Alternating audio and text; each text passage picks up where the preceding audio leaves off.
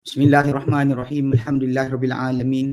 Nahmaduhu wa nasta'inuhu wa nastaghfiruh wa na'udzu billahi min syururi anfusina wa min sayyiati a'malina.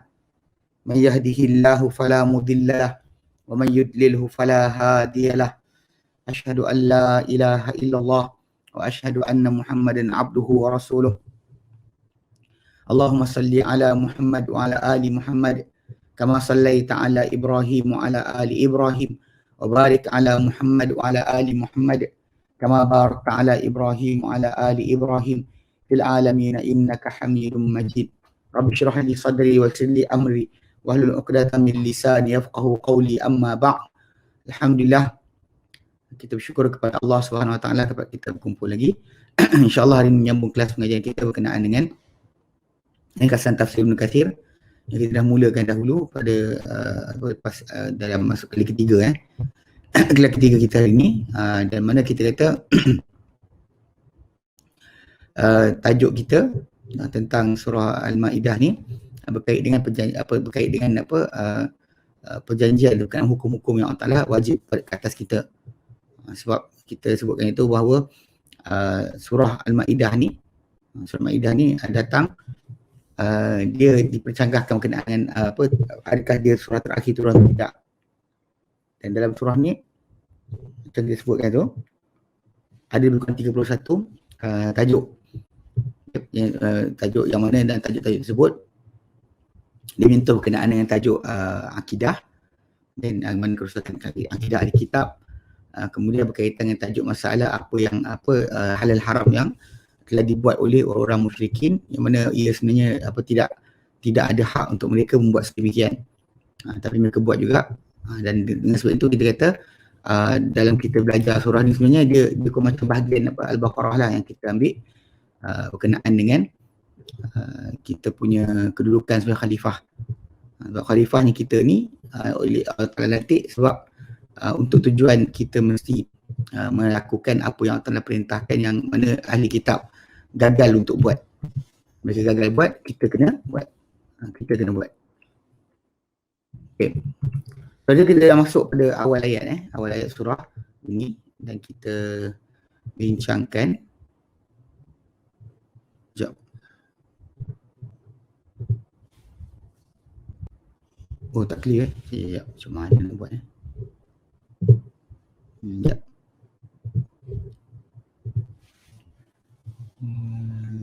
Sekejap. Ya.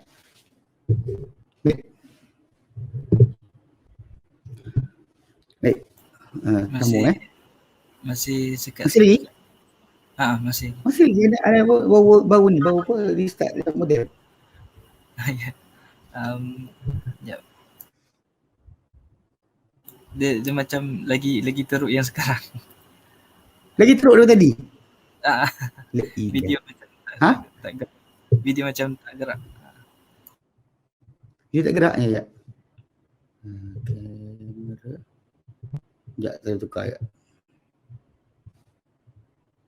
Okay. Sekarang macam mana? Okey. Sekarang? Masih lagi? Okey sikit.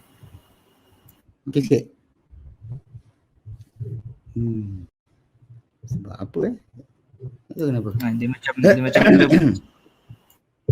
Blur? Dia nak pakai yang paling besar. Sekejap. Mungkin sebab internet macam suara pun macam ada sekat-sekat sikit je. Okey ke? Tak pasal Ana baru restart modem. Ya. Tak. Sekarang okey? Okey Ustaz. Alhamdulillah. Baik.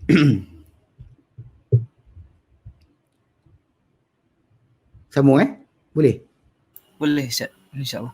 Baik. Boleh. Bismillah wassalatu wassalamu ala rasulillah wa ala alihi wa sahbihi wa man wala amma ba'd. Jadi kita sambung insyaAllah. Tajuk kita itu pada minggu lalu kita dah masuk pada ayat pertama surah Al-Maidah. Mana kita kata ayat ni datang menuntut pada kita pertama sekali berkenaan dengan setia dengan janji-janji ataupun setia dengan perjanjian. Ya pasal walaupun dalam ayat tersebut datang dengan aufu bil uqud, Dan Allah nyatakan ya ayyuhallazina amanu aufu bil uqud. Akad tu macam dikatakan oleh para sahabat sebenarnya adalah Uhud.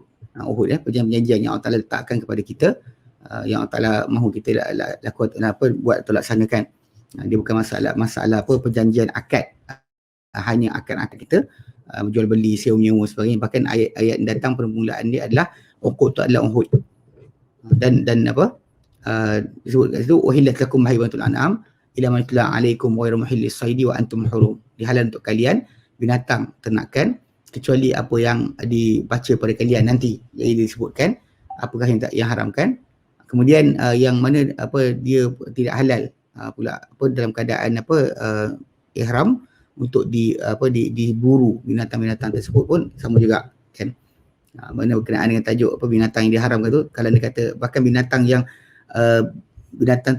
yang rupa macam binatang ternakan tersebut ketika dalam ihram, kalau rupa dia serupa kan, macam kita sebutkan ada binatang macam lembu, unta sebagainya. Kemudian kalau dia kata pada yang liar pun ada, yang liar macam kita sebut zebra kan, dia panggil himar wahsy.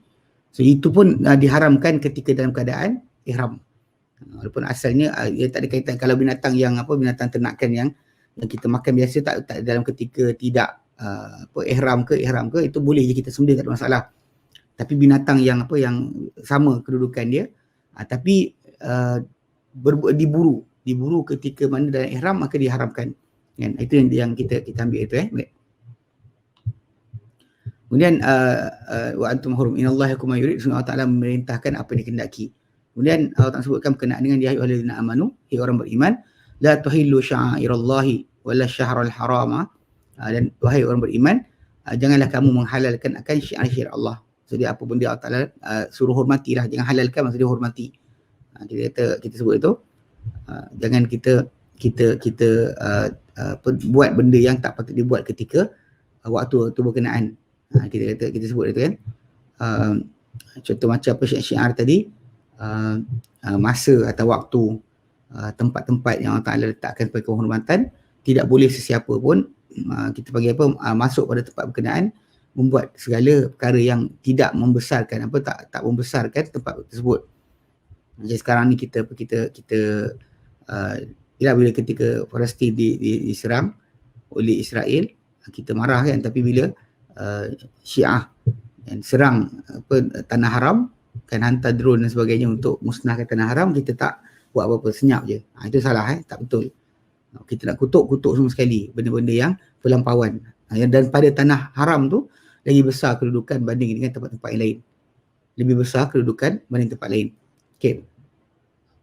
Nah kemudian wala syahrul, jangan kamu halalkan juga ataupun langgar kehormatan bulan-bulan haram. Cuma kita kata itu tentang bulan haram ni, para ulama telah menyatakan bahawa asal hukum dia adalah memang haram, macam kita sebut dalam surah Al-Baqarah ayat 216 yang menceritakan berkenaan dengan pengharaman peperangan pada bulan haram. Tapi yang begitu lepas daripada turun surah Taubah memberikan keizinan untuk peperangan berlaku atau bulan-bulan haram. Kerana kufur itu lebih besar daripada pembunuhan. Kufur itu lebih besar daripada pembunuhan. Itu yang kita tengok dalam ayat 191 surah Al-Baqarah dan 216. Fitnah itu lebih besar daripada pembunuhan. Ini kekufuran itu lebih besar daripada pembunuhan. Sebab tu yang hukum itu ditukar berdasarkan kepada kedudukan bila umat Islam telah kuat. Dan memang lepas bulan haram tersebut, jumpa di mana saja mereka diperangi. Hatta bulan haram. Lepas daripada haji daripada haji tu. Mana diberi mereka peluang untuk mengelakkan diri daripada berjumpa umat Islam selepas daripada tempoh tersebut. Baik. So kita stop situ. Hari tu kita stop situ baik. Okay, kata Ibn Katsir rahimahullah sambung pasal ini kita baca dah. Wa qauluhu, dan firman Allah Taala, walal hadiya walal qalaid. Ini sambungan kepada syiar Allah. Juga bulan-bulan haram jangan kamu halalkan, yang kamu tak hormati. Demikian juga walal hadiya walal qalaid. Dan jangan juga al hadiya, binatang sembelihan yang dipersembahkan kepada Allah Taala dengan hadi kan walal qalaid, bukan juga apa binatang yang telah ditandakan dengan kalung-kalung yang untuk pengorbanan. Ini memang kerana Nabi SAW dahulu memang binatang kurban akan ditandakan binatang tersebut. Bahkan dikalungkan dengan kalung, macam yang Aisyah radhiyallahu anha sendiri pernah sebut dalam hadis yang sahih, dia yang pintalkan tali untuk jadikan macam kalung, disarungkan pada kepala binatang tersebut. Kita kata macam kita sekarang ni kurang lah. Kita pergi kat belah-belah India ke Pakistan ke, diorang akan hias binatang kurban tu, dihiaskan. Baik.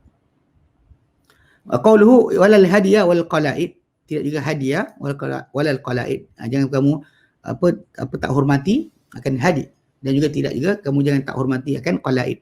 Okey, yakni maksud dia yang dimaksudkan adalah la tatrukul ihda ila baitil haram, yang kalian berhenti atau meninggalkan perbuatan mengemukakan hadiah kepada Allah Taala yang diletakkan kepada Baitullahil Haram, sembelih tu, dan bahkan diberi makan pada orang tanah haram. Fa inna fihi ta'zimu sya'irallah. Ta'zimu syairillah, kerana padanya, pada perbuatan penyembelihan ada binatang kurban tu adalah pemuliaan atau pembesaran bagi syiar-syiar Allah. Okay? Syiar Allah ini yang kita insya-Allah tak lama lagi, dan mungkin sebulan lagi kita akan hadapi tajuk ni lah, itu kurban. Cuma kita sekarang dalam PKP mungkin tak berkumpul di masjid dan sebagainya, tapi kurban tu sebenarnya kalau ikutkan kita tak perlukan kepada seekor lembu pun. Dan kita kalau yang ikut kepada hadis yang datang, perbuatan Nabi dan para sahabat adalah mereka dahulu menyembelih seekor kambing untuk satu rumah. Mana every family akan sembelih seekor kambing untuk satu rumah. Ya, satu rumah, satu nyawa, satu household. Macam dikatakan oleh Abu Ayyub Al-Ansari rahimahullah radhiyallahu anhu, disebutkan berkenaan dengan tajuk cara orang-orang dahulu, para sahabat Nabi SAW berkorban. Mereka korbankan seekor kambing untuk satu rumah. Tapi lepas daripada orang Islam jadi kaya, maka orang sembelih seekor unta, seekor lembu untuk satu rumah. Pecah 7 tu sebenarnya adalah ketika mana tidak cukupnya binatang. Bukannya menjadi amalan, bukan tradisi kita menyembelih unta ataupun seekor ataupun lembu seekor. Bukan macam tu. Bila musafir tak ada binatang cukup, maka akan digunakan kaedah tersebut. Kalau dia kata ketika tidak, dalam musafir dan sebagainya, maka cara yang betul dia adalah seorang tu sembelih seekor kambing untuk satu rumah. Okey. Jadi kerana perbuatan penyembelihan itu adalah pengagungan bagi syiar-syiar Allah.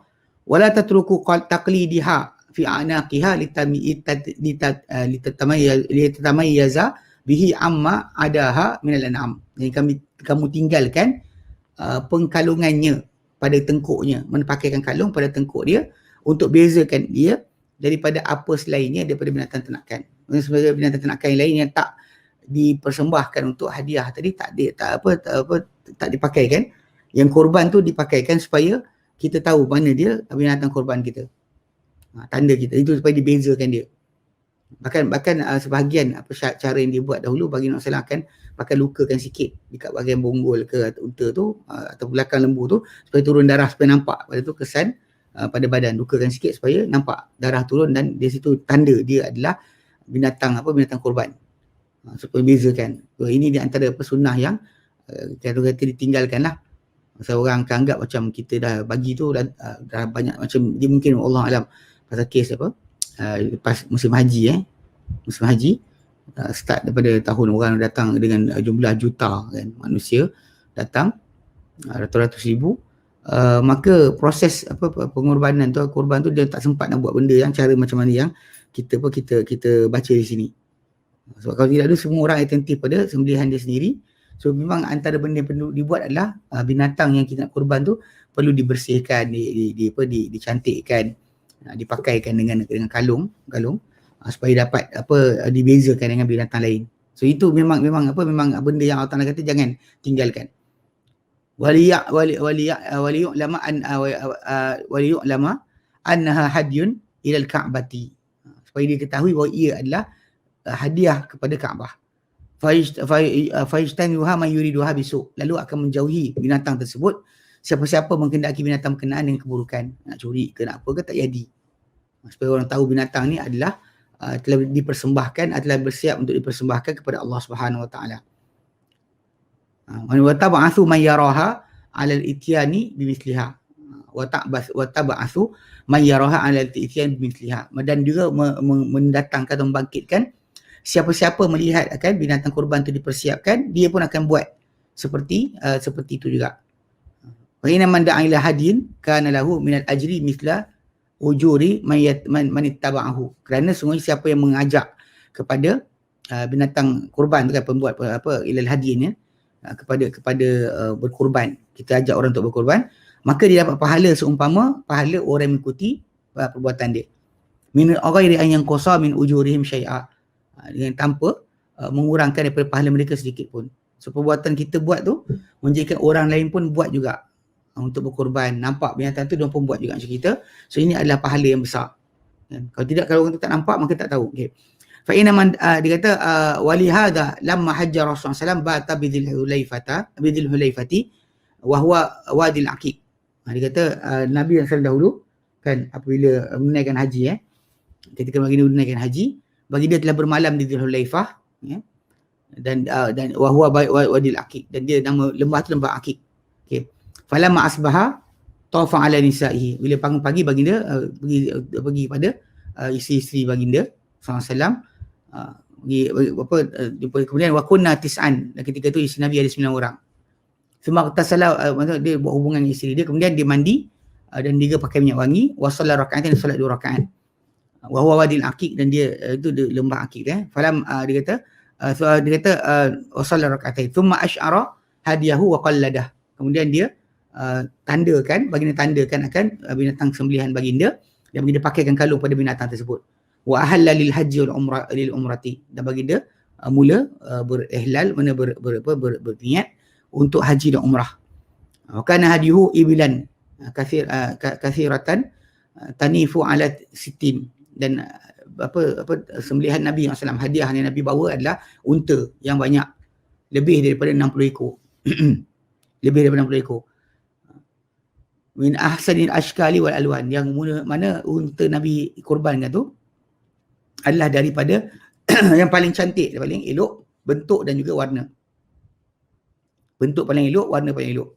Kama qala ta'ala, macam Allah firmankan surah Al-Hajj ayat 32, zalika wa yu'azzim sya'airallah fa innaha min taqwal qulub. Itu adalah dan begitulah, dan siapa-siapa yang mengagungkan syiar-syiar Allah, maka dia termasuk daripada takwa hati. Jadi memang kita kata itu tajuk dia, beli ambil paling elok, paling cantik, paling baik, kemudian dipersiapkan. Isyar tu Nabi lukakan sikit dekat belakang binatang kenaan sampai turun sikit darah, supaya diketahui ini adalah binatang korban, dan dikalungkan dengan kalung untuk dibawa. Bahkan ketika tu memang kita kata Nabi bawa binatang korban Nabi daripada Madinah bawa ke Mekah bawa ke Mekah. Zaman sekarang kita mungkin bawa duit di tangan kita untuk dikorbankan binatang di sana. Adapun kalau ikut pada Nabi SAW punya pada zaman berkenaan, dibawa binatang korban tu sekaligus bersama-sama dengan rombongan yang datang untuk haji. Okey. Qala ba'dus salaf, berkata sebagian salaf, wa yazamuha, pengagungan akan binatang korban ni, dan juga kita punya kalung yang dipasang pada binatang korban tersebut adalah, dia kata yazamuha, mana mengagungkannya atau membesarkannya, ai istihsanuha wastismanuha, mana dapatkan yang terbaik, dapatkan yang paling gemuk, paling besar. Mana cari yang paling elok, paling bagus dan paling besar, paling gemuk dia kata. Qala Ali bin Abi Talib, berkata Ali bin Abi Talib, amarna Rasulullah SAW an nastashrifa al-aina wal udhun, telah memerintahkan Nabi SAW untuk kami cek mata dan juga telinga. Tengok mata dia, tengok telinga dia, untuk tengok mana elok ke tidak binatang tersebut. Kalau buta ke mata dia, itu tak patut dijadikan sebagai korban. Korban tadi mesti korbankan yang cantik, yang elok, bukan yang cacat. So kecacatan tu biasa akan zahir mula-mula sekali dekat mata ataupun telinga. So jadi Ali bin Abi Thalib kata kami dahulu disuruh untuk cek mata dan juga telinga, mata dan telinga binatang korban tu. Rawahu ahlus sunan, meriwayatkan hadis ni ahli sunnah, ahli sunan biasa ahli sunan ni maksud dia ahli hadis lah. Sunan Tirmizi, Ibnu Majah, Abu Daud, dia datang riwayat hadis ni dalam kitab mereka. Wa qala Muqatil bin Hayyan, berkata Muqatil bin Hayyan, walal qalaid, jangan juga kalian tidak menghormati kan qalaid, maksud dia fala tastahilluhu, jangan kalian halalkan akan ia. Maksud dia bila dah binatang tu dah diletakkan sebagai binatang yang dah pakai kalung untuk dikorbankan, janganlah kalian panggil apa, jadi halalkan dia. Tak apa, boleh kita cuit ke, kacau ke, ataupun buat apa-apa kepada binatang berkenaan yang tak proper. Atau macam sekarang curi lah kot. Curi binatang tu, kalau dia kata dicuri lagi dahsyat lah.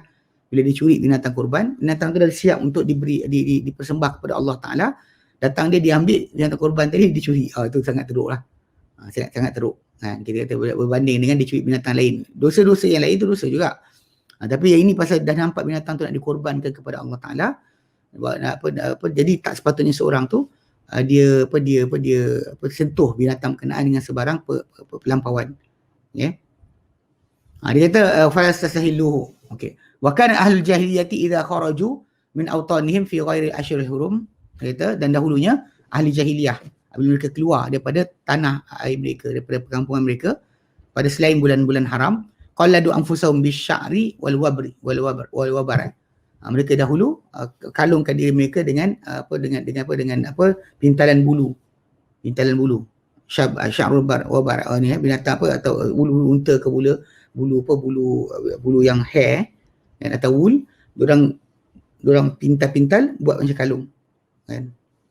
Jadi maksud dia tajuk dia sebab apa dia buat macam tu. Dia kata tajuk dia supaya mereka ni tidak dicuit dengan gangguan. So, dia macam mana binatang korban tak boleh cuit, macam tu diorang sendiri pun tak dicuit oleh siapa dengan keburukan. Wa taqallal musyrikul harama min liha syajaril haram, dan telah memakai orang musyrik tanah haram daripada ranting-ranting kan, daun-daun tu daripada daun-daun ataupun pelepah pokok-pokok yang di tanah haram yang diorang pintal-pintal juga. Pokok-pokok haram ni jadikan untuk diorang kalung pada diri mereka. Fayak manun nabihi, lalu mereka jadi aman dengan sebab kalung tersebut. Seorang takkan cuit mereka dengan gangguan. Rawahu Ibn Abi Hatim, diriwayatkan hadis ni oleh Ibn Abi Hatim. Okey. Jadi ni benda yang okey, tengok. Bila benda ni kalau orang kata tapi ustaz ni amalan jahiliah. Kalau anda kata Nabi dah buat, okay, ia bukan lagi amalan jahiliah. Bahkan bila Allah Ta'ala sendiri sebut dalam Quran, dia adalah sepatutnya benda yang kita buat. Nanti tahu ni tahulah kambing nak kalung apa. tapi kena kalungkan untuk bezakan dia daripada binatang yang lain. Cuma macam saya katalah, dekat belah tanah Arab, dekat belah apa sebagai negeri belah Dubai sebagainya, dia kalung emas ni. Cik kalung emas dikalungkan kepada binatang tersebut. Dipakai ke rantai. Sekejap. Kalau ada gambar. Rasa ada gambar ni. Sekejap. Cek.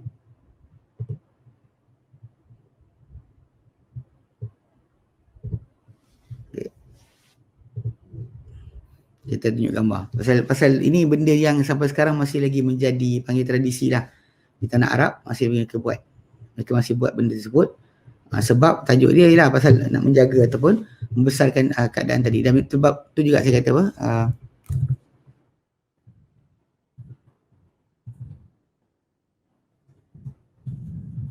diorang apa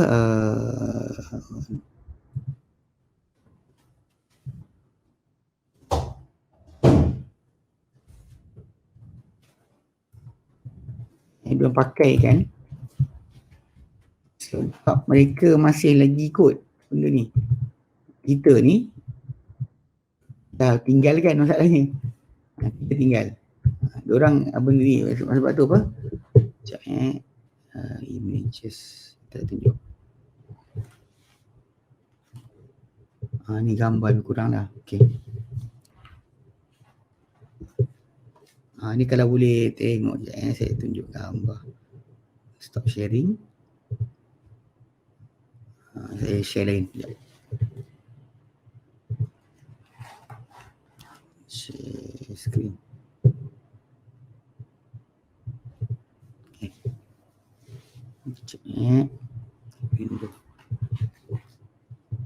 Tengok gambar ni. Tu. Sekejap. Dia kejap Okey. Dia gambar ni ha. Ni gambar ni gambar ni nampak. Yang mana apa kat situ ada apa kambing tu dia pakaikan dengan kalung. Actually kalung tu kalung ada sepatu kalung mana. Dia kata ni dia tulis ni udhiyatan min ahdil Uthmani. Ni apa binatang sembelihan korban pada zaman Uthmaniyah. Dia sebut tahun tu 1787 dipakaikan dengan sedemikian. Ini biri, ini kambing kampung. Dia pakaikan. Maka kalau saya tak silap dulu ada yang pakaikan dengan ini. Ni tanda, dia tanda pakai agak. Yang kat Dubai saya tengok dulu yang dia buat kat Emirates, kalung emas dia pakaikan. Macam ini kalung biasa je. Dia ada buat kalung lah. Ya. Macam tu. Nampak tak? Dia kalungkan binatang tersebut dengan kalung untuk tunjukkan bahawa binatang tu adalah binatang korban. Ni yang kita kata apa, benda yang kita sekarang ni macam apa dah tinggalkan lah kita, kebanyakan umat Islam kita dah tinggalkan sunnah ini. Lebih-lebih lagi bila kita buat korban di masjid, di surau sebagainya, kita sebenarnya tak ada berapa attentif sangat berkenaan dengan binatang korban kita. Sebenarnya kurang sikit lah saya perhatikan. Memang dipakai macam tu, dipakai kan dia punya binatang tu sedemikian.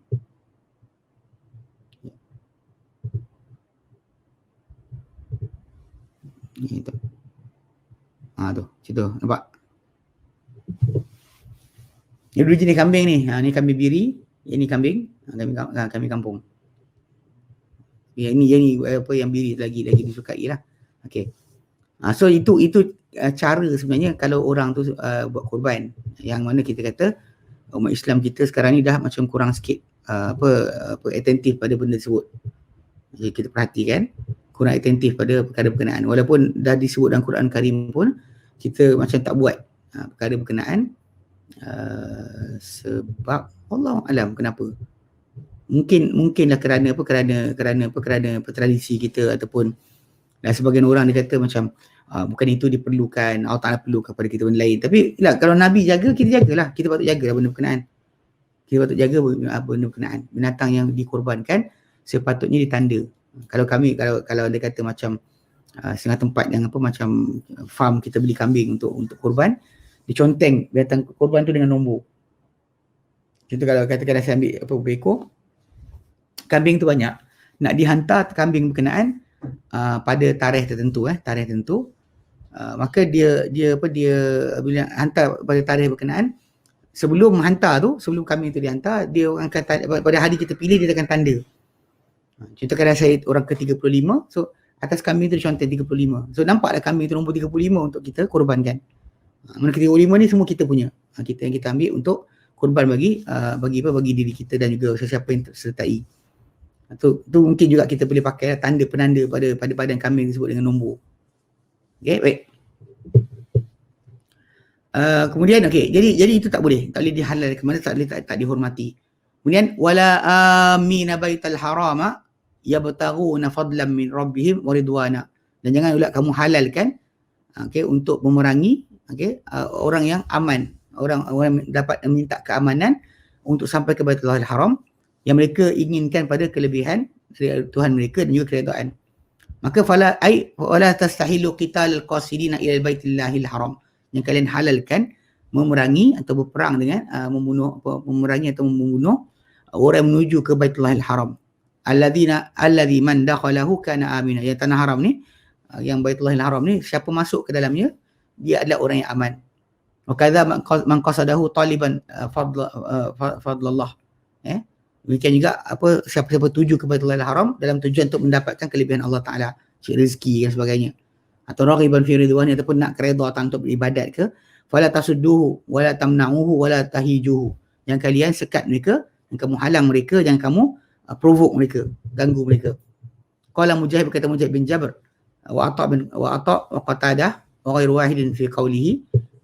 Dia berkata Mujahid bin Jabr, Atta bin Abi Rabah dan Qatadah bin Di'amah As-Sadusi, dan bukan seorang lah, ramai lagi di kalangan ahli tafsir.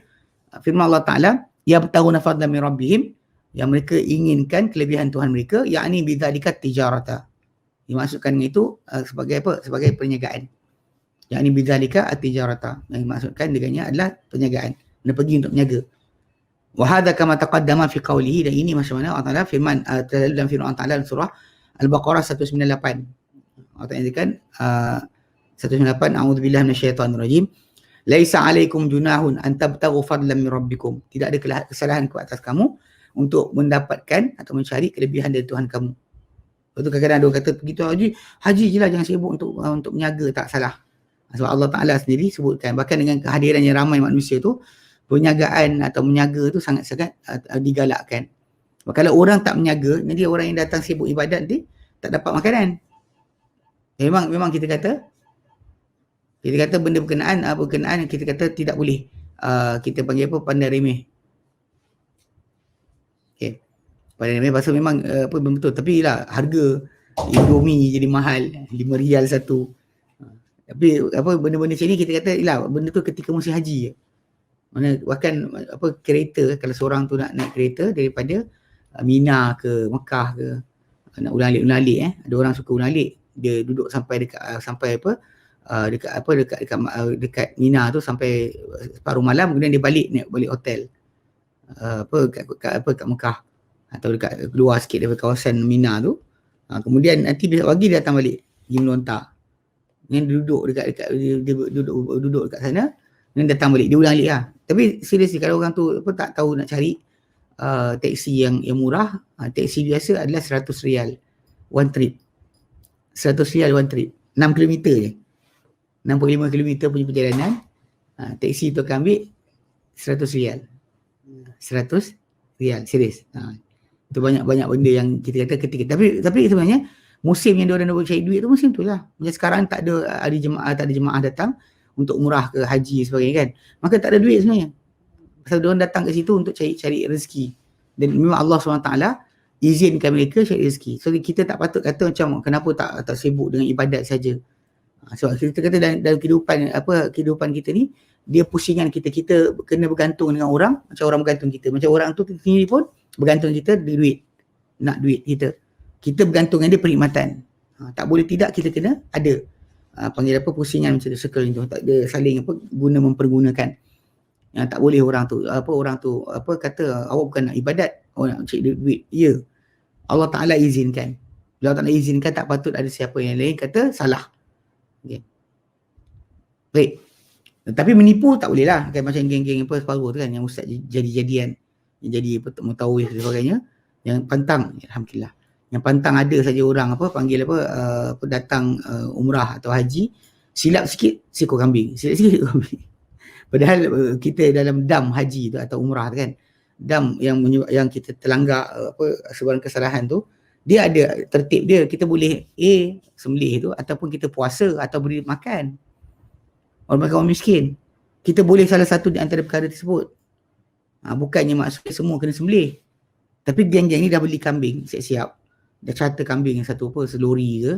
Dia nak kambing dia habis. Ketika musim haji atau umrah tu kan, dia nak kambing dia habis. So dia orang salah sikit kambing. Sedangkan dam untuk kesalahan, bukan semestinya sembelih. Bahkan boleh saja puasa ataupun boleh saja beri makan.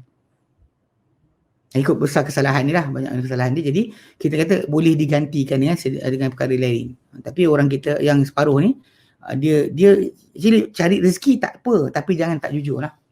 Cari rezeki tak apa. Islam benarkan untuk seorang tu bila pergi pergi tunaikan haji atau umrah kan, dia buat sekali kerja untuk dapatkan rezeki. Tak salah langsung. Memang dibenarkan. Tapi mengkhianat ataupun tidak jujur, itu salah. Tak jujur, kena jujur. Baik.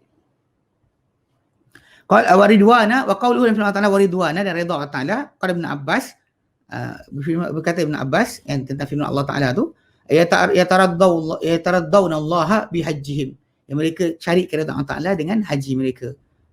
Mereka cuba nak cari redha Allah Ta'ala dengan haji. Ini orang yang datang untuk ibadat saja. Wa dzakara Ikrimah tu wasuddiyu wa Ibnu Jurayj, dan telah menyebut Ikrimah, As-Suddi dan Ibnu Jurayj, anna hadhihi al-ayata, wa ayat ini nazalat fil hutami, bin Hind al-Bakri, turun pada Hutam bin Hind al-Bakri, kana qad aghara ala sarhil Madinati. Dia telah menyerang kepada rombongan daripada Madinah. Okay. Falamma kana min al-amil muqbili i'tamara ila al-bait. Okay. Jadi dia serang rombongan Madinah. Okay. Hutam bin Hind al-Bakri ni. Lepas tu bila tahun depan berikutnya dia datang berumrah. Dia serang lalu bila serang tahun ni, tahun depan mukbil i'tamar al-bait, dia datang menziarahi akan Baitullahil Haram. Fa arada ba'd as-sahabati an yata'arradu alaihi min tariqihi ila al-bait. Maka ada ingin sebahagian para sahabat untuk menghadang ataupun menyekat melintang padanya pada sebahagian jalan dia ke Baitullahil Haram. Dalam Baitullahil Haram dia orang dah setuju tak boleh buat apa-apa sebelum sampai. Sampai itu orang cadang untuk sekat dia daripada masuk dan kemudian serang dia sebelum dia sampai ke tanah ke Baitullahil Haram. Ini timbul keinginan sebahagian para sahabat. Okey. Fa anzalallahu azza wa jalla, maka Allah Taala pun turunkan ayat, Allah azza wa jalla turunkan ayat wala amina baitallahi baitul haram, yang enggak kalian menyerang ataupun menghalalkan untuk serang orang-orang yang inginkan mendapat orang-orang yang diamankan, yang mendapatkan keamanan Baitullahil Haram. Cuba untuk itu dalam keadaan mencari rezeki ataupun nak redakan Allah Ta'ala dengan ibadat yang dia buat.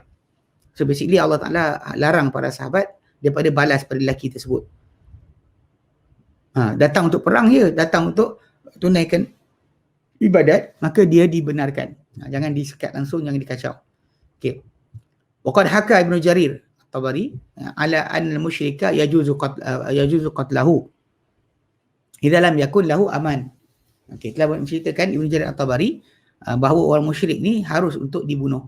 Halal untuk dibunuh apabila tidak ada untuknya sebarang keamanan. Mana tak ada perjanjian antara kita dengan dia. Dia bukan orang yang bawah dia bukan orang yang mendapat jaminan daripada kerajaan. Macam kita kan dekat Malaysia, orang musyrik mana pun dia dapat jaminan kerajaan.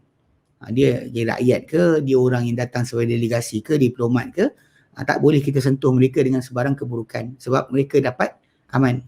Adapun kalau datang menyeluduk, datang buat kekacauan di negara kita, itu lain. Itu tak masuk dalam keamanan tadi. Tapi balik pada asal, perang ataupun serangan hanya dibuat oleh kerajaan, bukannya orang biasa. Jadi orang yang dapat yang dibunuh tadi adalah berdasar kepada kerajaan punya tindakan. Kalau kerajaan nak keluarkan tentera, serang mereka boleh. Balik pada asal, mereka tak ada dapat sebarang keamanan. Adapun orang yang dapat aman, kan, aman untuk sampai ke Baitullahil Haram, maka mereka boleh masuk. Boleh masuk itu yang dimaksudkan. Tapi kita kata kat sini ni yang kes ayat kita ni dia sebelum daripada pengharaman masuknya orang musyrik ke tanah haram. Lepas turunnya ayat surah Taubah, maka tak boleh, tak dibenarkan mereka masuk. Okey, baik. Jadi dia kata wa in ammal baitul harama atau baitul maqdis. Mana maksudnya jika dia nak berdatang untuk sampai ke Baitullahil Haram atau Baitul Maqdis. Okey.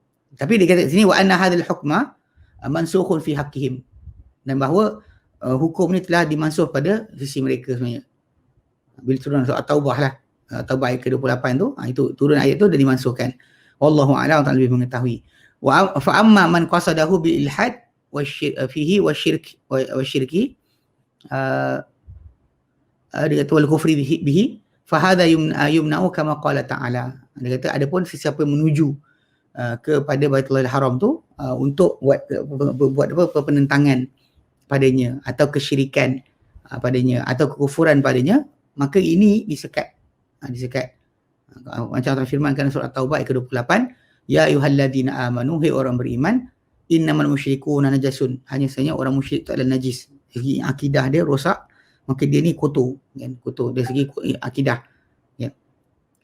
Fala yaqrabu al-masjidil harama ba'da 'amihim hadha, maka janganlah mereka menghampiri, mereka dekat kepada Baitullahil Haram sudah tahun mereka ni. Dan bila lepas penaklukan Mekah berlaku, tahun berikutnya, tahun orang datang tu tahun last lah, dipesan pada musim haji tahun tersebut bahawa jangan datang lagi orang musyrik. dimaklumkan siap-siap pada mereka, jangan datang. Nak datang Muslim. Kan? Kalau dia munafik sekalipun dia buat dia berpura-pura bersyahadah untuk masuk, kerja kita umat Islam, kita tidak panggil apa, menolak mereka dan suruh mereka buktikan. Tak. Asal mereka dah syahadah, mereka boleh masuk. Tak ada masalah kat situ. Masalah dia orang tak ikut perintah Allah Ta'ala lepas tu, itu tajuk lain. Ini kes yang kita kata pada sudut ni, Wallahu alam kan, pada orang-orang kafir ni, sebenarnya kalau dia kata dia nak masuk tanah haram, boleh je. Mengaku mulut tapi tak buat. Benda yang boleh buat. Tapi Allah Ta'ala jadikan hati mereka bencian kepada iman, benci kepada taqwa, benci kepada agama Allah Ta'ala. Sampaikan tak ada langsung untuk mereka ruang untuk mendapat keampunan. Mereka tak ada pun nak lafazkan syahadah ke, tak ada. Hatta walau kalimah la ilaha illallah. Mereka rasa terhina bila ikut Islam. Betul bagi mereka, apa mereka percaya tu walaupun bodoh sekalipun kena ikut. Tak apa. Bila Islam kata haram, diorang tak boleh. Ini macam mengganggu hak asasi diorang untuk menyembah apa saja. Bila balik kata sembah apa saja boleh, tapi masalah peraturan ataupun agama berkenaan apa benda yang boleh untuk bukan Muslim, apa yang tak boleh, apa tak boleh, apa boleh tu kena jaga. Tak boleh kita kata macam saya tak nak ikut. Suka hati saya lah, itu masalah. Itu masalah. Baik. Okay, jadi yang datang kali-kali, tapi kalau ikutkan surah Taubah tu ayat 28 tu, tak kira siapa dia umum, bukan hanya kepada orang yang nak menyerang Baitullah yang haram saja. Orang yang datang dalam keadaan kafir tak boleh masuk. Diorang tipu banyak dalam sejarah, banyak orientalis barat datang. Orientalis barat datang masuk ke tanah haram, buat pura-pura Islam, lalu kemudian apa buat penulisan yang sebagai mengutuk Islam, ada je. Even pengasas kepada apa agama Sikh, agama Bengali tu kan. Itu pun sama juga. Dia pernah sampai ke Mekah. Pada zaman di mana tak ada sepadan pasport sepadan tak ada kan. Dia sampai ke Mekah. So, zaman persepadanan dan pasport ni itu kemudian, zaman dulu tu memang tak ada. So lintas lah. Lintas masuk negara satu lagi, masuk negara satu lagi. So dia sampai ke Mekah. Sampai ke Mekah dalam keadaan macam berlaku Muslim. Kemudian dia patah balik ke negara dia, asaskan agama Sikh. Agama Sikh kan.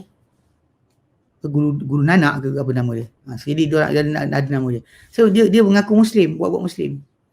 Kemudian mereka bergerak ke dia balik ke negara dia, dicampurkan tradisi Islam tu macam serban dan sebagainya, campur adukkan dengan tudung kepala kan, macam orang Bengali kan dia orang akan pakai tudung kain tutup kepala. Warna Hindu. Yang ini dia akan buat. Banyak tradisi di Malaysia macam Islam. Itu benda tersebut, keserupaan tadi pasal pengasas tu nampak macam tu. Bahkan Sikh ni agama baru. Agama zaman kolonial Inggeris lagi muncul. Dia bukan agama lama, agama baru. Agama yang baru. Okey, baik. Okey, jadi dia kata itu pada asalnya memang ayat ni macam saya katalah umum. Dia bukan hanya setakat orang yang datang untuk serang Baitullah Haram dan keadaan buat kejahatan dan sebagainya. Macam sekarang ni kan, pada apa yang berlaku pada serangan dibuat ke tanah haram oleh tentera Houthi yang disokong oleh Iran. Ini benda patut dikutuk. Kan, bukan hanya setakat kita bincangkan berkenaan dengan Palestin saja. Pada tanah haram tu ada kehormatan tersendiri. Pemimpin yang ada tu kita tak suka lantak kan. Tapi menyerang tanah haram tadi betul sama lah. Tak boleh. Dia kata tapi ni balas balik Ustaz. Diorang serang orang awam kat Yaman, ni serang balik. Dia ada beza masalah tanah haram tadi. Tanah haram tu bukan tempat dia. Maka kalau kita nak fahamkan pada permulaan kempen yang dibuat oleh Houthi, diorang terang-terangan serang Jeddah, serang ke Mekah, Madinah tau. Tapi lepas banyak sentimen muncul orang nampak dapati benda ni macam nampak sengaja, macam yang dibuat oleh memang Iran punya fahaman, bebaskan Masjidil Haram dulu daripada cekaman Saud, keluarga Saud, barulah boleh Islam menang. So diorang ada idea untuk kononnya serang untuk dapatkan balik Mekah, Madinah. Ini benda yang juga disokong dipegang oleh sebahagian gerakan-gerakan Islam ni punya fahaman. Nak bebaskan Mekah, Madinah daripada kerajaan Saud. Walaupun kerajaan tu buat hudud lah. Walaupun kerajaan tu laksanakan hudud macam mana Allah tuntut, diorang buat hudud. Dan hukuman jenayah Islam tu dilaksanakan di negara-negara tersebut. Yang dibuat. Negara Saudi lah. Kalau negara lain macam Iran tak buat. Pakistan tak buat. Mesir tak buat. Iraq tak buat. Yang buat sekarang Saudi je. Yang masih melaksanakan hukum Allah Ta'ala Diorang je. Tapi kat sini yang kerja media massa buruk kan. Bagi kita pandang yang masih laksana kan perintah Allah Ta'ala tu pun tak baik juga. So tak guna buat hudud kalau tak baik. Last sekali, maksudnya sini macam last sekali lah. Tak guna solat kalau masih mengumpat. Tak guna solat kalau hati busuk. So last sekali apa? Ujung-ujung tu bolehlah buat jahat dan sebagainya untuk supaya apa? Sembahlah kubur tak apa. Asalkan tak jadi macam kerajaan Saud. Asalkan dengan sekian. Jadi kadang-kadang benda macam ni yang kita tak nampak. Cara musuh Islam dengan halusnya pakai syaitan buruk perindah kepada kita menghalalkan satu perkara kerana apa tak cukup yang lain tu macam sempurna macam kita kendaki. Sebenarnya sama berlaku pada zaman para sahabat. Bila mana Khawarij memerangi para sahabat, bahkan membunuh para sahabat. Punca dia sebab mereka rasa halal. So, mereka ikut hukum Allah Ta'ala. Lepas tu bila kita zaman kita sekarang, bila ada orang yang sibuk nak kejar pemerintahan, kekuasaan, sibuk masuk politik, dapatkan kuasa, diorang ni dengan Khawarij ni lebih kurang sama je. Tak ada beza. Kalau kita kata kita ma'ruf nahi munkar, kita tegur kerajaan yang salah tadi, cakap terus terang dia tak ada salah. Bagi kita mati, dibunuh kerana bercakap tak apa. Bukan melain cakap bagi kita tegur dan dibunuh. Maka kita orang yang mati dibunuh macam tu dia antara penghulu orang mati syahid. Memang kita boleh isytiharkan. Tapi tajuk dia bila kita kata isytiharkan pada orang, bukan kerja kita jadi macam tengah masyarakat kita sebar-sebarkan benda tadi. Bukan kita direct kepada pemerintah tersebut. Sampaikan memorandum ke, pergi jumpa ke, minta berucap di parlimen ke. Tak kisahlah, yang penting awak gunakan saluran yang boleh untuk sampai kepada pemerintah tadi teguran. Bukannya buat di media sosial macam zaman sekarang ni, isytihar dan sebarkan. Kemudian nyuruh tutup buat dan diam. Tak nak bercakap dan sebagainya. Ini kadang-kadang benda perhatikan. Kita nak perhatikan macam tu sebab dalam konsep ni apa yang berlaku sekarang ni memang itu yang terjadi. Pemburukan kerajaan Saud ni lebih kepada sudut masalah supaya kita benci. Hatta orang yang buat hukum Allah Ta'ala pun macam dalam idea pada barat kan. Dia kata biarpun solat sebagainya tapi tak guna kalau masih lagi tak sayang binatang lah, ataupun tak masih lagi tak izinkan orang yang LGBT untuk pegang pegangan mereka lah. So diorang akan sentiasa datangkan dengan cara tersebut untuk jadikan orang nampak yang baik betul pun Allah Ta'ala buat orang Ta'ala perintah pun masih tak cukup lagi. Masih tak cukup lagi baik. Bahkan baik itu adalah mereka, baik itu universal. Maksudnya kita ada masalah baik yang Allah Ta'ala susun. Yang Allah Ta'ala sebutkan macam surah Al-Baqarah ayat 177. Bab akidahnya, bab infaknya, bab solatnya, bab setia janjinya. Kan bab berkenaan dengan bersabarnya. Semua sekali tu memang dituntut kita keseluruhan. Itu baik. Bukan ambil sebahagian, tinggal sebahagian. Maksudnya bab berkenaan duit, menyaga haram pun tak apa. Lepas tu punya cara selalu pada sekolah-sekolah agama untuk bersihkan harta kita. Ni salah. Tak betul baik. Dia kata apa? Dia kata walihada ba'atha Rasulullah SAW amatis'in lamma ammara siddiqa 'ala al-hajij. Dia kata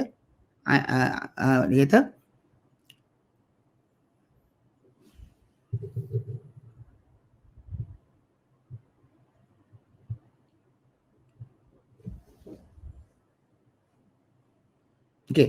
Jadi dia kata apabila baginda utuskan pada tahun ke-9. Bila pemerintah memerintahkan Rasulullah SAW kata orang haji dia suruh isytiharkan. Ini pengisytiharan dengan terang-terangan. Okey. Maksudnya ketika mana sekejap.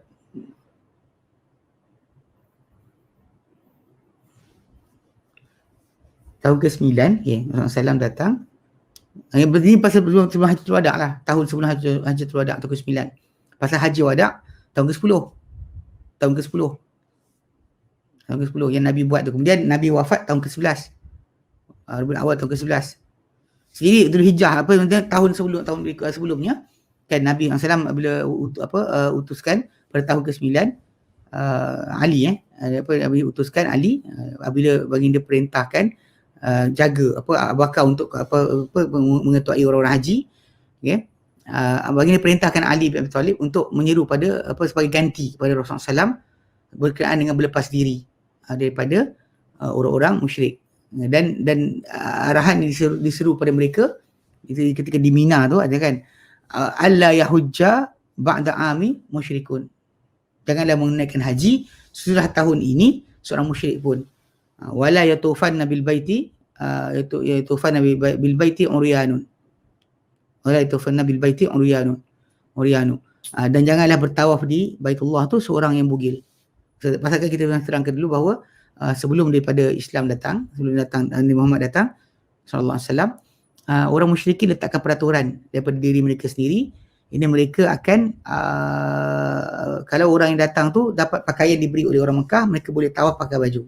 Tapi kalau dia kata orang Mekah tak bagi mereka baju, maka mereka kena tawaf dalam keadaan bertelanjang. Lepas tu dulu diasingkan macam perempuan akan tawaf malam, lelaki tawaf siang. Sebab nak mengelakkan apa? Nak mengelakkan lihat terang-terangan. Zaman tu pun zaman tak ada lampu kan. Tak ada lampu, jadi benda jadi kita kata macam mudah lah. Okay, mudah untuk dibuat. Jadi tidak boleh dipesan pada mereka di Mina, tidak boleh tunaikan haji tahun berikut, sudah tahun ni seorang musyrik tidak boleh bertawaf di Baitullah orang yang telanjang. Ini seru. Jadi lepas tahun berkenaan tak diizinkan mereka masuk. Tahun ke-9 mereka masuk lagi. Tahun ke-10 tahun Hajjatul Wada' tu tidak ada seorang pun musyrik diizinkan masuk. Okey, baik. Tapi kalau diorang tipu tajuk asal. Kalau diorang tipu itu akan apa? Tak ada tanggungan atas kita, dia lah salah. Dia tajuk dia yang tak boleh masuk ni bukan macam kisah dia orang cerita kalau tak boleh masuk kan, macam biasa ayat 28 surah Taubah tadi. Dia orang kata maksud dia orang tu hilang. Macam mate Filipin datang sana, kemudian masuk di tanah haram tiba-tiba hilang. Itu semua tu adalah cerita-cerita yang orang ceritakan yang tak ada kebenarannya. Yang betulnya adalah kita yang manusia ni, Muslim ni, kalau kita orang tu bukan Islam, masuk tanah haram, kita sekat jangan bagi dia masuk. Itu tajuk dia. Lepas tahun ke-9 Hijrah, tidak ada lagi siapa mereka boleh masuk. Okey.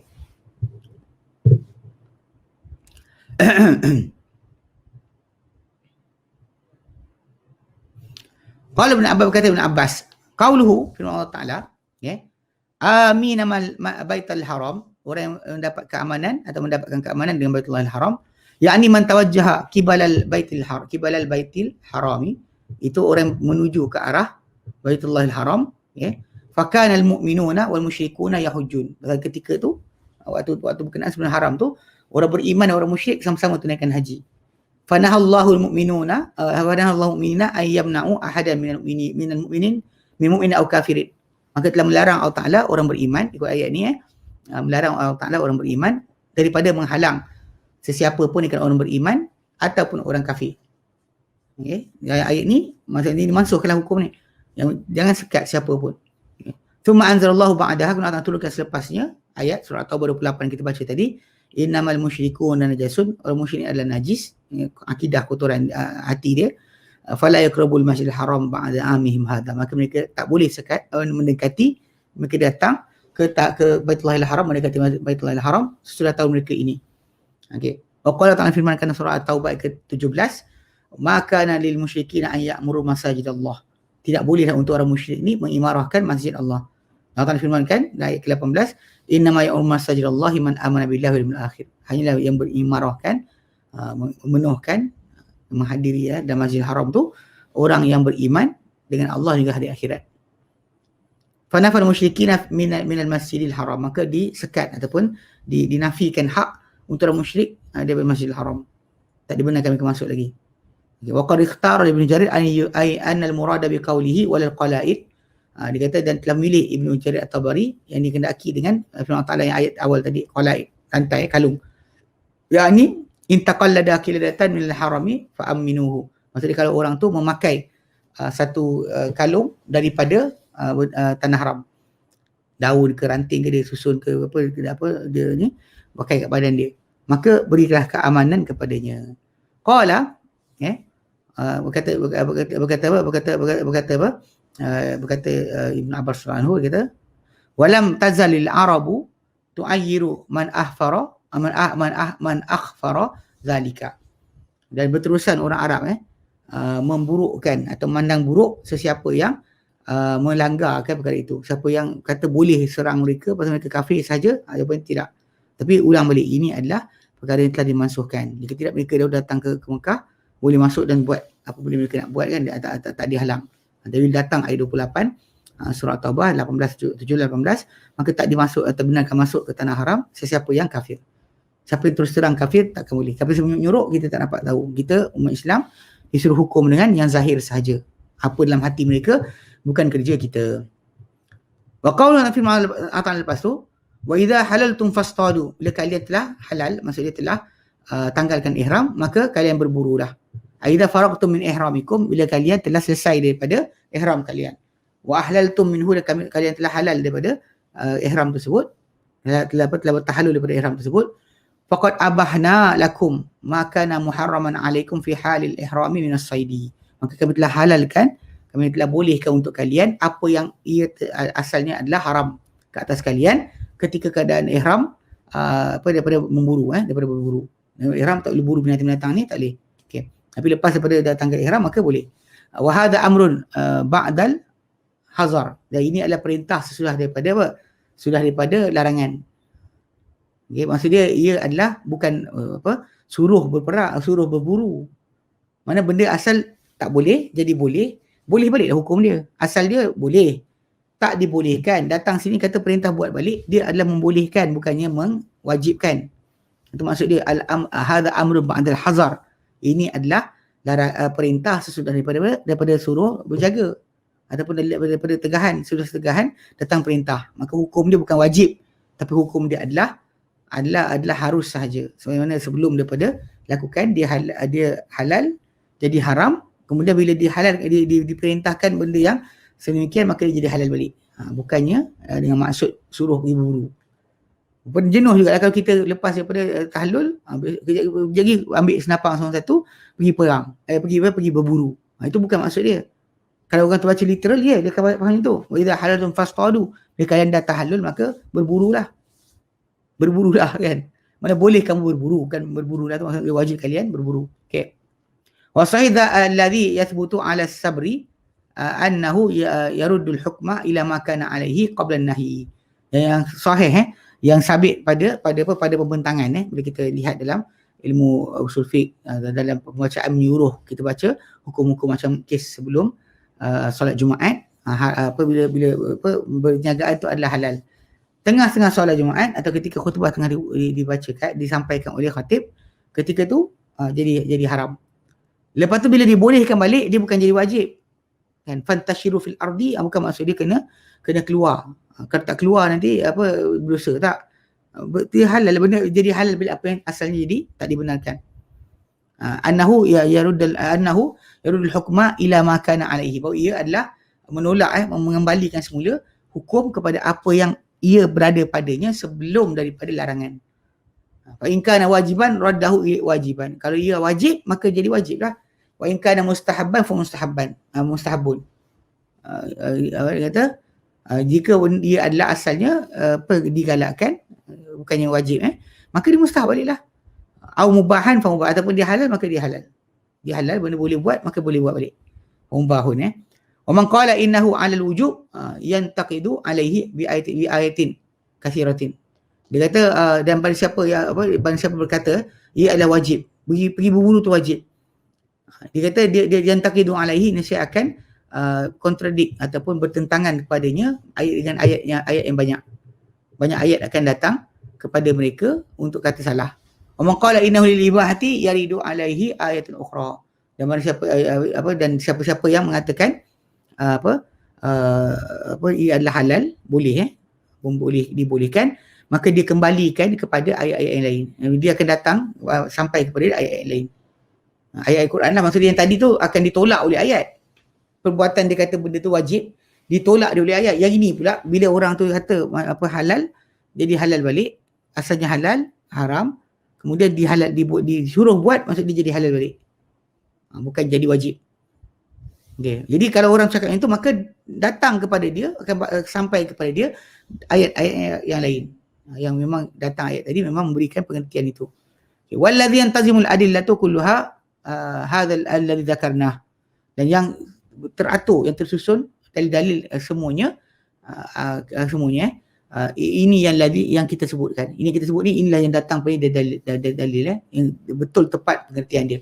Kama ikhtarahu ba'dul ulama al-usul wallahu alam. Macam yang dipilih dia oleh ulama-ulama usul fiqh. Allah Taala saja lebih mengetahui. Okey. Allah Taala firmankan, sambung lagi sikit. Wala yajrimannakum syana'anu qaumin an saddukum 'anil masjidil haram an ta'tadu. Dia kata janganlah membolehkan bersalah, menghalal kamu buat salah. Pertembungan ataupun pertentangan kamu dengan satu kaum bahawa mereka sekat kamu daripada Masjidil Haram, macam kisahlah Hutam bin Hind turun pada kejap tadi kita baca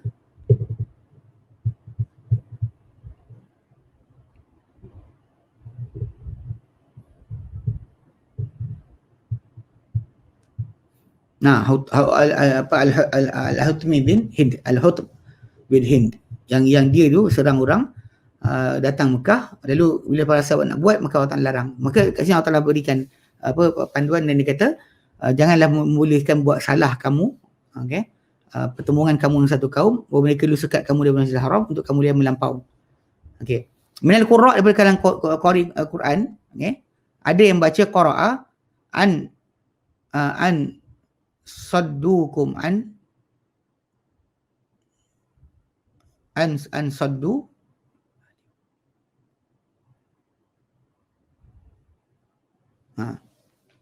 an saddukum bahawa saddukum mereka sekat kalian bifatil alif min an, fathah alif an, wa maknaha makna dia adalah zahir, nyatalah, ai la yahmilannakum, janganlah membawa kamu bughdu qaumin, kebencian satu kaum, qad kanu saddukum anil usuli ila al-masjidil haram, yang mereka dulu sekat kamu daripada sampai ke Masjidil Haram. Wa dzalika amul hudaybiyati, pada tahun Hudaybiyah, peristiwa Hudaybiyah tahun ke-6 Hijrah. Okey, yang pemusuhan tu atau kebencian kamu dan mereka ni membawa kamu ala anta tadu, untuk kalian melampaui hukmallahi fikum, hukum Allah pada diri kalian. Fataqtassu minhum zulman wa udwana, lalu kalian kisos balas balik pada mereka dalam keadaan zalim dan juga keadaan melampau. Sebab Allah Ta'ala dah larang, balihkumu fi bima amarakumullahu bihi minal adli fi kulli ahadin, bahkan hukumlah dengan apa Allah Ta'ala perintahkan kalian dengannya, itu berupa keadilan pada semua setiap orang. Tak boleh kita langgar. Tapi Allah Ta'ala kata izinkan. Zaman jahiliah pun macam tu, zaman Islam pun macam tu juga. Cuma balik pada asal, sekatan tu datang, tak boleh kita bagi masuk orang-orang yang tidak Islam ke dalam tanah haram. Wa hadhil ayatu, dan ayat ini kita kama sayati, macam yang akan datang min qaulihi ta'ala, daripada Allah Ta'ala dalam surah Al-Maidah ayat ke-8, wa yajrimannakum syana'anu qaumin ala alla ta'dilu, ya'diluhu aqrabu littaqwa. Janganlah membawa kamu, okay, surah Al-Maidah ayat ke-8 nanti akan datang, dan janganlah membawa kamu bersalah, memboleh kamu bersalah, kan, pertembungan kamu dengan pertentangan kamu, kebencian kamu ke atas satu kaum untuk kalian tidak berlaku adil. Berlaku adillah ia lebih dekat pada ketakwaan. Ay la yahmilannakum bughdul aqwamin ala tarkil adl. Jadi janganlah membawa kamu kebencian kaum-kaum tertentu ni untuk meninggalkan keadilan. Fa inal adla wajibun ala kulli ahadin, kerana berlaku adil ni, saksama ni adalah wajib ke atas setiap seorang. Fi kulli ahadin, dan pada semua orang. Fi kulli halin, pada semua keadaan. Wajib ke atas orang untuk, kan, pada setiap orang, pada setiap keadaan. Wajib ke atas mukmin, untuk setiap orang, tak kira orang kafir pun sekalipun, pada semua keadaan. Wa qala ba'dus salafi, berkata sebagian salaf, ma alimta min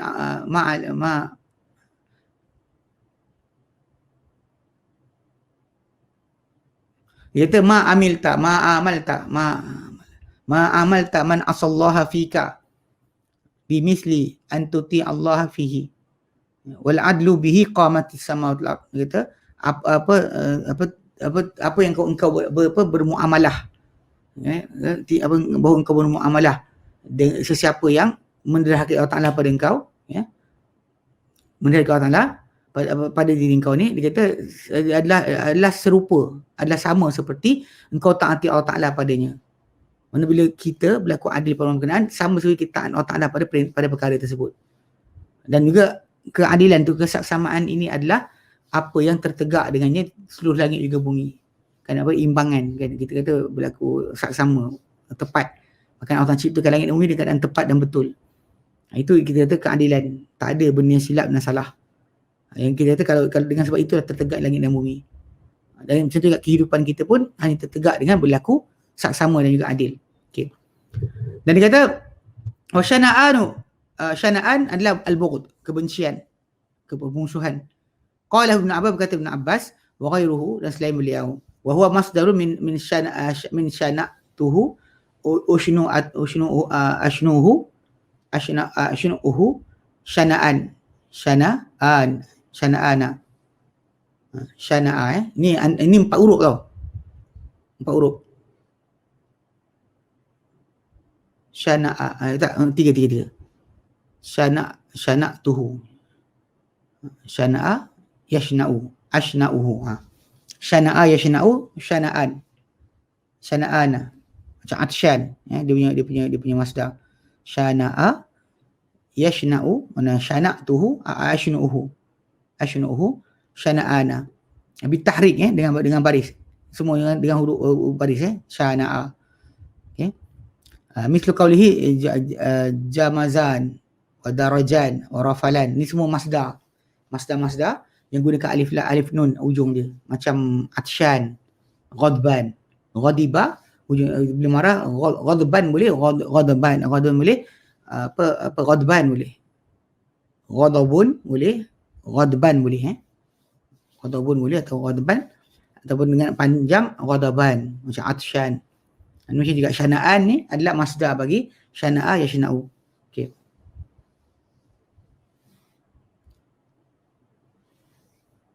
Okey, dia kata min jamaza wa daraja wa rafala, datang daripada kalimah jamaza, daraja dan rafala. Dua bawah. Jamaza ni sukun mim, maksud dia adalah darbun minas sayri musri'an dunal adu syadid. Satu bentuk perjalanan yang cepat tapi bukannya bergegas yang sangat. Macam berlari anak lah. Dia bergegas tapi tidaklah laju sangat. Kemudian apa dia kata, walam ajib isti'malul jamazan alladhi hakahu Ibn Kathir. Okay. Dia kata jumpa penggunaan jamazan yang dikata oleh Ibn Kathir, tapi darajah dia kata disebut darajan. Darajan masyatas sabi syekh was sabi.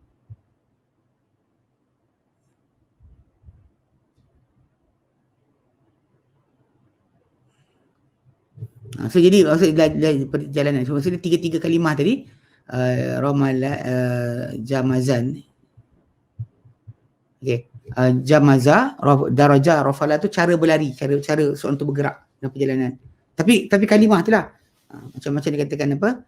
Alif nun tu digunakan untuk masdar. Qala Ibn Jarir, berkata Ibn Jarir, minal arabi ma yuskilu tahrik fi syana'an. Wa yaqulu syanan. Jadi ada kan orang Arab yang menggugurkan harakat a tu daripada syana'an. Fa yaqulu syanan. Okey. Qala walam a'lamu ahadan qara'a biha. Namun aku tak tahu sesiapa membaca sedemikian. Memang ada orang Arab sebut tapi tidak jadi qiraat. Kena faham, bukan semua orang Arab cakap dalam bahasa mereka menjadi qiraat. Macam jim jadi ga ke, qaf jadi hamzah ke, itu bukan daripada qiraat Al-Quran. Bahkan tak pernah ada pembacaan Quran dengan sebutan sedemikian. Sekalipun ada kabilah Arab yang bercakap sedemikian. Kita kena ingat bahawa pembacaan Quran yang kita kata qiraat tu adalah Nabi yang baca sedemikian. Maka kita boleh baca sedemikian. Bukan hanya setakat kerana orang Arab pakai, maka kita boleh pakai. Salah Dan wa qawluhu ta'ala lepas tu, wa ta'awanun al-birri wat taqwa wa la ta'awanun al-itsmi wal udwan. Dan bertolong-tolonglah kamu kepada kebaikan dan ketakwaan, yang kamu bertolong-tolong kepada berdosa dan juga permusuhan. Ya'muru ta'ala ibadahul mu'minina bil mu'awanati 'alal fi'lil khairat. Memerintahkan Allah Ta'ala hamba-hambanya beriman untuk saling tolong-menolong pada perbuatan kebajikan-kebajikan. Wa huwa bir, dia ada kebaikan, wa tarkul munkarat, dan tinggal kemungkaran. Wa huwa taqwa, dan dia adalah takwa. Okey. Itu perbuatan tu adalah takwa. Okey. Wa yanhahum an tanasuri 'alal batili. Yang telah melarang mereka orang beriman hamba-hamba yang beriman daripada tolong-menolong ke atas kebatilan. Wa ta'awun 'alal itsmi 'alal ma'sami wal maharimi, dan bertolong pada punca dosa, punca perkara-perkara haram. Qala Ibn Jarir berkata, Ibn Jarir At-Tabari, tarku ma amarallahu bi fi'lihi wal udwan. Yang dia kata meninggalkan apa yang Allah perintahkan melakukannya, dosa tu meninggalkan apa yang Allah perintahkan buat, itu adalah ism. Kita tinggal benda Allah wajibkan, itu adalah ismun. Wal udwan permusuhan mujawazah. Mujawazah ni maksudnya melampaui. Ma haddallahu fi dinikum, mengatasi ataupun melampaui apa yang Allah Ta'ala bataskan dalam agama kamu. Wa mujawatu ma farada alaikum fi anfusikum wa fi ghairikum, dan melampaui apa yang telah difardu ke atas kamu dan pada diri kamu sendiri serta kepada orang lain. Itu pun tak boleh. Okay, batasan dan juga melampaui pada apa perbuatan. Benda Allah Ta'ala larang jangan langgar, benda Allah Ta'ala suruh jangan buat over. Okay. Wa qarawa Imam Ahmadu an Anas bin Malik radhiyallahu anhu. Dalam riwayat Imam Ahmad bin Hanbal daripada Anas bin Malik, qala, beliau berkata, qala Rasulullah sallallahu alaihi wasallam, bersabda Rasulullah sallallahu alaihi wasallam, unsur akhaka zaliman aw madluma, bantulah saudara kamu yang zalim atau yang dizalimi. Qila, dikata pada Rasulullah, dia kata, ya Rasulullah, para sahabat kata, ya Rasulullah, hadza nasartuhu mazluma, ini yang aku tolong ini kerana dizalimi. Fa kaifa ansuruhu idza kana zalima, macam mana aku nak bantu dia ketika dia menzalimi? Qala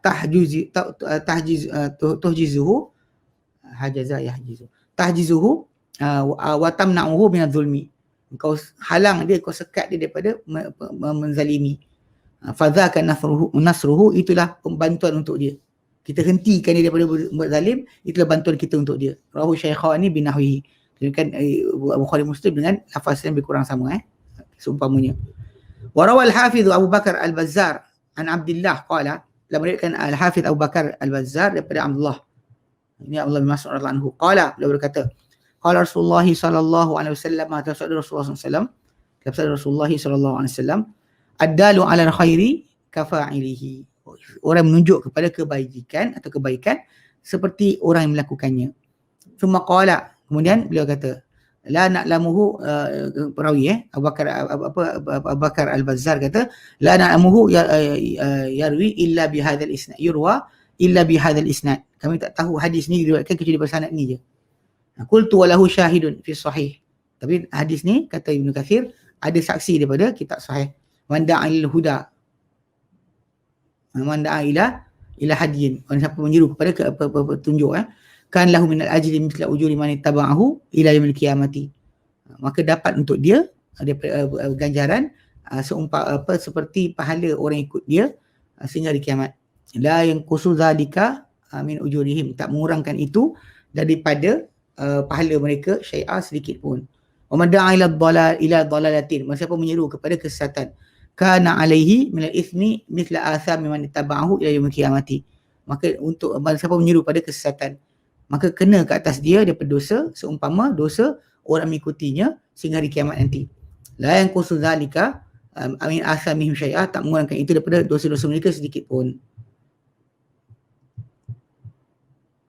Okey, tadi yang ansaddukum tadi dikata kat sini tidak menyebut pengarang buku kita Ibnu Katsir untuk qiraat yang lain, insaddukum bikasril hamzah, dan dia bacaan Ibnu Katsir Abu Amr daripada qiraat 7 tu, dua orang tu baca macam tu, dan pembacaan qiraatul baqi as-sab'ah adalah fathah, baca ansaddukum adalah bacaan yang lain-lain. Walakin sani'ul hafiz Ibn Katsir yadullu ala annahu kana yaqra'uha bil kasri, tapi perbuatan Ibn Katsir dia baca macam tu, seolah-olah Ibn Katsir rahimahullah dia membacanya dengan kasrah, insaddukum, maka ansaddukum, mereka adalah orang sekat kamu, tapi ialah balik pada asal hukum dia sama, maksud jika atau maksud dia bahawa, dua-dua sama. Okay.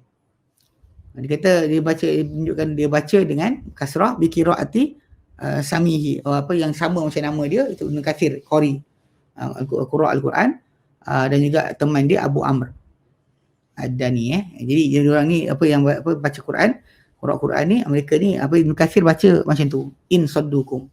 Lepas tu kita baca dekat atas, kita nampak dalam ayat tadi kita pun pelik juga kan baca macam tu, tapi kenapa dia baca disebut kan, dia kata qira'a, dia kata dia kena qari ada yang baca ansaddukum dengan fathah hamzah an ada baca ansaddukum. Tapi kat sini yang Sang Osmani kita tulis an, yang baca dengan in tu 2 orang je, di kalangan qari yang 7. Okey, baik. Okey, wallahu a'lam. Okey, ada soalan? Okey. Assalamualaikum Ustaz, jika kita nak korbankan satu kambing contohnya, bukan maksudkan pecahan bahagian, tapi boleh ke kita tak cukup duit, kumpul duit satu keluarga untuk beli satu kambing? Ya, boleh. Tapi dengan sini, yang dimaksudkan tu satu kambing satu rumah suami itu kongsi duit dengan isteri, boleh lah, dapat satu rumah. Tapi ketika penyembelihan, kita akan sebut kan Allahumma minka walaka bismillah Allahu akbar kan, ya Allah dari engkau dan kepada engkau, ya Allah ini daripada aku dan keluarga aku, ya Allah terimalah kan, hadza minni wa min ahli, itu yang Nabi pernah sebut, ini daripada Muhammad dan keluarga, daripada aku dan keluargaku. So normally dia akan sebut macam tu. So bila sebutan sedemikian, yang kita faham adalah mana bila kambing tu mewakili satu rumah, macam kita yang bila Abu Ayyub Ansari kata, bila orang ramai mula kaya dan sebagainya jadi macam ni, itu maksud dia adalah ketika diorang tukar satu kambing satu unta satu rumah, satu lembu satu rumah. Itu maksud dia. Okey, baik. Allah a'lam. Lain? Tak ada okey, tak ada. Alhamdulillah kita berhenti sini. Minta maaf kita ajakkan sikit. Pasal tadi start lambat, kemudian ada teknikal masalah internet, dah di start komputer, di start model baru jadi elok. So alhamdulillah kita dah habiskan ayat pertama. Cuma ada cadangan sebenarnya. Yang ni insya-Allah kita tak dapat nak confirmkan lagi. Sebab sepatutnya lepas habis daripada surah An-Nisa kita baca itu, kan kita sebelum Ramadan kan, kalau ikut betul sebelum Ramadan tu dah habis surah An-Nisa. So sepatutnya depan raya ni sebenarnya kalau ikutkan pihak pengurusan nak cadang untuk tukar kitab, tukar kelas baru, tak nak buat teruskan kelas ni lah. Saya tak tahu macam mana nanti keadaan, nanti kalau dia kata ada makluman tu kita maklumkan, mungkin kelas tutup, buka kelas lain pula, Wallahu a'lam. Kalau dia kata ada apa benda cadangan ke apa dan sebagainya, boleh hubunglah dengan admin Yayasan Taklim. Baik, wallahu a'lam.